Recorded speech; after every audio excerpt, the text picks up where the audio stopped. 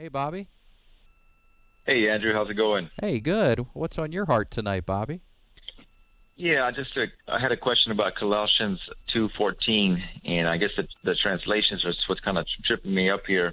On the NIV, it's talking about having canceled the charge of our legal indebtedness, which stood against us and condemned us. He has taken it away, nailing it to the cross. I think some other translation says blotting out the handwriting of ordinances that was against us. And I just wanted to get your perspective on, what the context is and what's the verse really talking about. Okay, sure. Well, Colossians chapter 2 is one of my favorite passages. Anytime somebody asks me to teach from one chapter of the Bible, if I've only got one shot at it, one session, one visit, then I will many times go to Colossians chapter 2 because it is so powerful. And you look at verse 14, it says, having canceled out the certificate of debt. And that's talking about the law, everything that we owed God, and I owe you. It's like God tore it up, and he says, you don't owe me. So all of this business today about us saying, God has done so much for you, a long pause to make you feel guilty. Now look at what you should do for him. Well, that's an IOU system.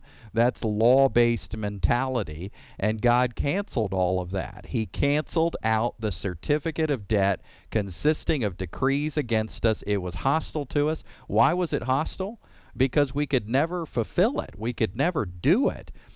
James tells us if you keep the whole law and stumble in one point, you're guilty of all of it.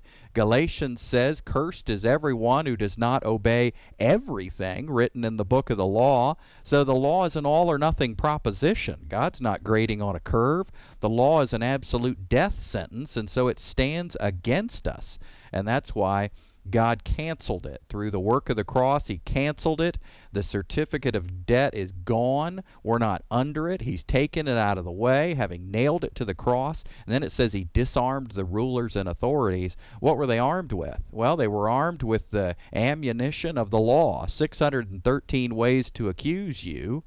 Some people say, well, who are these rulers and authorities? Are they the Pharisees? Yes. Are they demons that accuse us day and night? The enemy? Yes.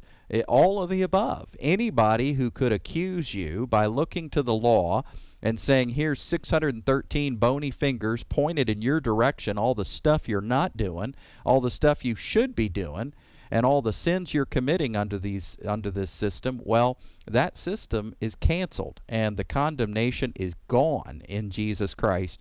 And so there's so much here as far as the Greek here, I guess, if you will. You look at Colossians 2, and it's saying blotted out the against us handwriting in the decrees.